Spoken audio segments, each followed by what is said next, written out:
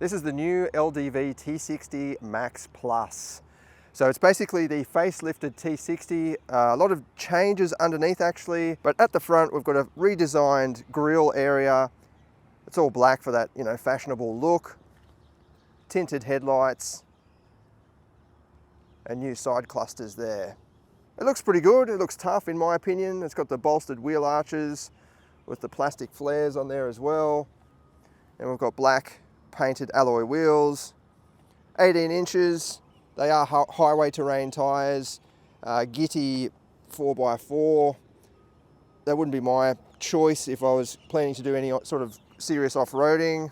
But we've got some black trimmings along the side there as well. And a sports bar at the back. And more black detailing down below. In the back we've got a little gas strut for the tailgate, which is nice. Doesn't slam down every time. We've got some tie hooks as well. Full tub liner, spray-in type tub liner. I just noticed that it's a bit of a seam there at the front, which could start to collect dirt and things after a while. But overall it looks like a decent workspace, and we've got the same spray effect on the tailgate as well, so I can use that as a bit of a workbench. But yeah, the main changes underneath, coil springs. So this is pretty rare for this class.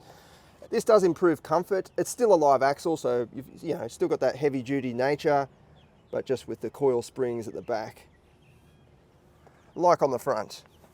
We don't have very long with this car. I'm just borrowing it just for an hour or so, but I'll try and do a 0 to 100 a bit later on, and we'll do a bit of a on-road drive impressions as well with the camera on my head. Taking a look inside, yeah, vastly updated compared with the outgoing model. You've got this huge center console with the drive modes there, and then the gear selector is actually here. It's like the indicator stalk. Up on the dash you've got dual 12-inch screens. They look really nice. The graphics are crisp. There's a nice color combination as well.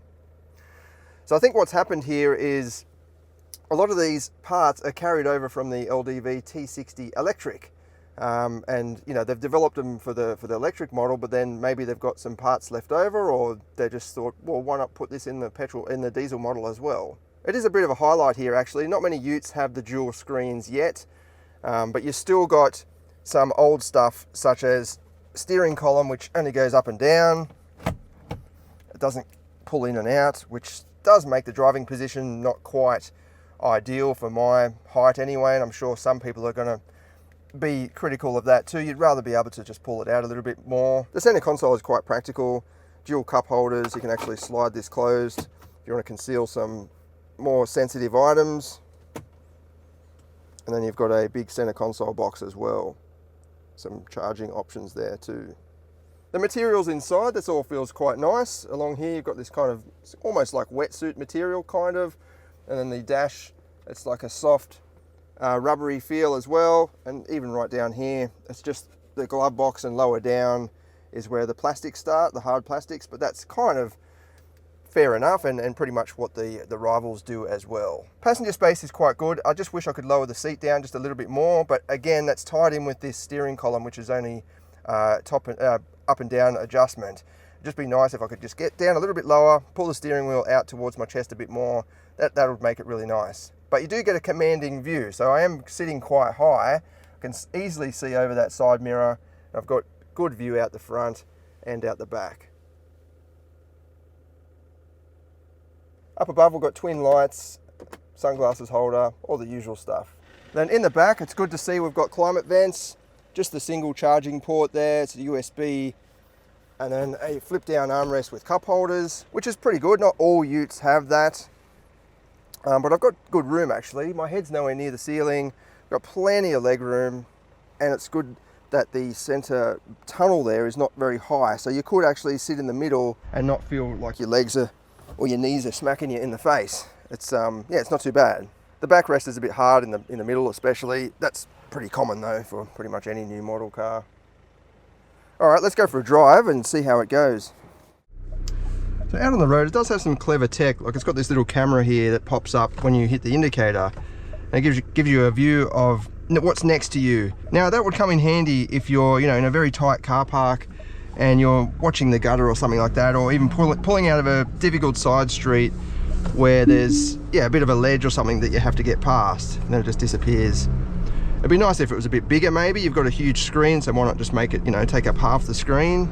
But at least it's, you know, it's something unique for this class. You've also got a live view of the traffic around you, but like most of these systems, it's not actually picking up the cars perfectly. Like, it's not picking up that van next to me now, and the lane kind of disappears and comes back again. So you can't completely rely on it.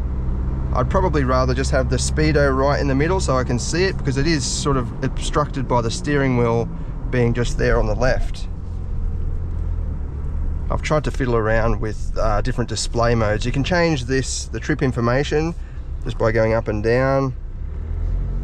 But yeah, I can't seem to figure out the display theme. Under the bonnet, we've got a 2-litre turbo diesel 4-cylinder, same as before, 160 kilowatts, 500 Newton meters, which is pretty good for this class. It's actually, yeah, above average. The average at the moment is kind of 150 kilowatts and 500 Newton meters. So this has got 10 more kilowatts. But in honesty, it doesn't really feel like you got extra power. It actually feels like it's got about 140 kilowatts. Now, it does use a ZF 8-speed automatic. I was about to put my hand down here, but it's actually over here, the selector. It does have a ZF 8-speed, which is a great gearbox, but the gearbox itself is not the only part. It's the calibration that matters. And I think the calibration of this could be improved, just in terms of when it down changes gears, and also when it's upshifting. Like, I've had it drive along and it's actually hanging in a low gear for too long. Like, I don't have it in a sport mode or anything like that. But yeah, it's just the engine's kind of revving too much. But I think if it had faster changes, that might help with performance as well. The engine sound isn't very refined, actually. There's a lot of clatter going on until you get up higher in the speed and higher in the revs. But low down, yeah, there's a lot of that typical diesel clatter. Once it's revving, it's not too bad. I think that's got to do with being a small capacity diesel. So they, in my opinion, they just tend to rattle a bit more, or the noise is just more obvious simply because they're small. In saying that, it's not a chunky sound, it's just a light rattle, rather than, you know, some of the, like an Isuzu D-Max, for example. The rattle is a bit more pronounced, a bit deeper, but not as loud, in my opinion. The handling is pretty typical. Ute, you know, this is not a sports car. The steering is, yeah, it's just steering, I guess. There's nothing really bad about it, but it doesn't really invite me to, or encourage me to take on nice corners and things like that, but it handles okay. There's a little bit of vagueness just when you're floating around off center, such as just then going around that little bend. It sort of just disappears a little bit. I don't really know what the wheels are doing too much, but again, it's not that style of vehicle, so you can't expect pure engagement through the steering. So just then, sorry, my bag's rolling around the back. Just then it's holding in 6th gear, but it feels like it's in a much lower gear, and it's kind of, yeah, it's sort of jumping in between and not really knowing what to do. There's a little bit of body roll as well, or it feels like there is anyway. When I tip it into the corner, it sort of causes my body to lean over a little bit. Compared with something like a Ford Ranger or a Toyota Hilux, they remain very flat, like surprisingly flat. You do have that up, you know, feeling like you're sitting high, but they don't sort of lean and push you around, whereas this definitely is doing that. It could be to do with those tires. There might be too much flex in the sidewall or something. But it is easy to drive. I'll definitely hand it that. It's not intimidating. I've got, as I said, I've got a great view. Put my foot down a bit. You've got some acceleration there, but it's not quite what you'd expect from 160 kilowatts. So how's that ride comfort with the coil springs at the back? To tell you the truth, it still is quite jiggly, and it bounces around. I'm not sure if you can sort of see it on camera, but it is still bouncing around a bit. It has a 3-ton towing capacity, and the payload has been increased. I'll flash up the exact figures, but it's about 100 kilos or 50 kilograms, depending on which model you're comparing it to, and comparing it and depending on which transmission you've got, the manual or the automatic. But the payload is increased. the towing capacity is 3 ton, but it now has the coil springs. It's kind of like they've tried to make it, well, retain heavy duty capability while trying to improve the comfort with coil springs. But I don't know if it's completely worked, because unladen at least, it's definitely still jiggly like most of the other rivals. Maybe when you load it up, it becomes a bit more comfortable, and those springs just, are a bit more effective at providing the comfort. In saying that, it is an improvement over the previous T60 with the leaf springs. I remember driving one of those on a country road a bit like this, and it would sort of bump steer. So it would go over corrugations and things and really skip along the top of the bumps, so much that you would actually start to move around in the lane. Whereas now, it's definitely firm, it's got that rigidity, but it's definitely got a bit more control. So the wheels are staying planted on the ground a bit better, well, actually a lot better than the leaf springs, in my opinion. All right, I'll see if I can find somewhere to do a couple of 0 to 100 runs. I've got the V-Box. I'm not expecting any change over the previous T60, but we'll see how it goes anyway. And you can read the full review on our website, which will be up very soon.